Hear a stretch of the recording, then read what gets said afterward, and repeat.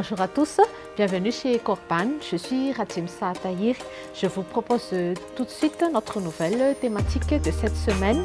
Comment concilier les deux grandes sphères de notre vie, la vie professionnelle et la famille. Restez jusqu'à la fin. Dans un premier temps, nous allons essayer de vous donner quelques solutions, des conseils par rapport à notre contexte actuel. Ensuite, nous allons enchaîner avec nos choix de vie ainsi que les compétences clés qu'on devrait avoir par rapport à notre travail. Premièrement, nous allons vous donner quelques statistiques qui pourront affecter notre organisation actuellement au travail. D'après quelques études qu'on a effectuées, 71% des cadres sont très satisfaits de leur travail, mais par contre, ils sont très épuisés une fois arrivés à la maison. Et parmi toujours ces cadres, 40% n'ont pas suffisamment de temps pour passer avec la famille le week-end et dans la soirée. À part cela aussi, nous avons des situations contraignantes qui peuvent avoir des effets par rapport à notre organisation, les heures supplémentaires, les trajets longs. Et on a également le travail le samedi. Avec la digitalisation du travail ainsi que les avancées technologiques, nous pouvons effectuer des travails en freelance et nous avons aussi plusieurs options de télétravail. On a également des sociétés qui investissent afin de mettre en place vraiment la qualité de vie au travail et ils aident beaucoup les employés à mieux s'organiser avec les heures continues par rapport à notre horaire de travail. On peut finir un peu tôt. Les horaires peuvent être plus flexibles pour les mères de famille qui ont des enfants en bas âge. On a des sociétés qui installent la garderie dans leur société. Voici quelques logiciels qui pourraient nous aider à mieux nous organiser au quotidien.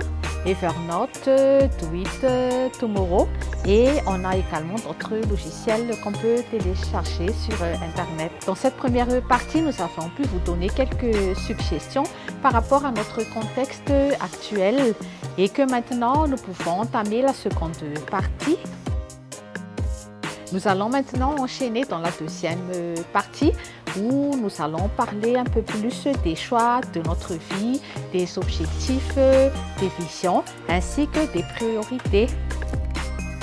Comme nous avons 24 heures idéalement, nous pouvons les répartir en 8 heures de travail, 8 heures de loisirs et 8 heures de sommeil. Tout à l'heure, j'ai parlé de choix de vie. Et concernant notre métier, nous devons fixer des objectifs. S'agit-il des besoins financiers, des accomplissements, des visions, des occupations qu'on devrait avoir? Et en même temps, il faut se fixer des priorités dans notre vie afin de bien concilier notre travail ainsi que notre vie en famille. Il est important d'exercer un métier qui nous plaît et à la fois qui permet de nous épanouir. En ce qui concerne les compétences clés, il faut s'organiser toujours et il faut savoir déléguer.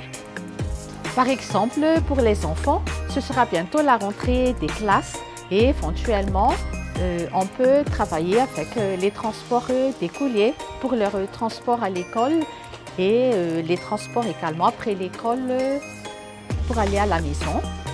Pour les enfants en bas âge, tout à l'heure, je parlais des sociétés qui mettent en place les services de garderie, mais il ne s'agit pas de toutes les sociétés.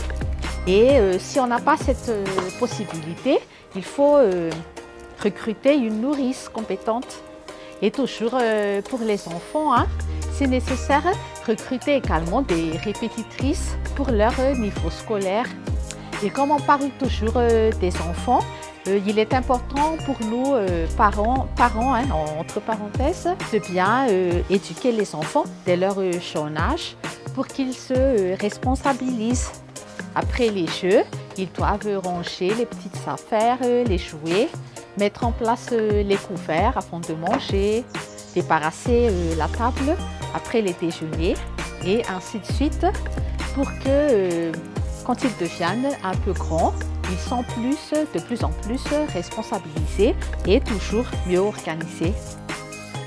Tout à l'heure, nous avons beaucoup mis d'emphase sur notre travail ainsi que notre vie de famille. Mais n'oubliez pas de prendre soin de vous pendant les week-ends. Faites du sport et choisissez également des passe-temps qui vous plaisent vraiment. La lecture, la marche, des activités qui vous procurent du plaisir pendant le week-end. Et histoire de vous décompresser et de vous déstresser. Nous avons pu aujourd'hui vous donner quelques astuces et conseils afin de mieux nous organiser, de bien concilier notre vie professionnelle ainsi que notre vie de famille. Si vous avez des questions, n'hésitez pas de nous les poser. Merci de votre attention et toujours à titre de rappel, chez Corpan, nous faisons des formations, des recrutements, des coachings. Si vous avez des besoins, n'hésitez pas de nous contacter. Merci encore et on se donne rendez-vous sur une prochaine vidéo. À bientôt.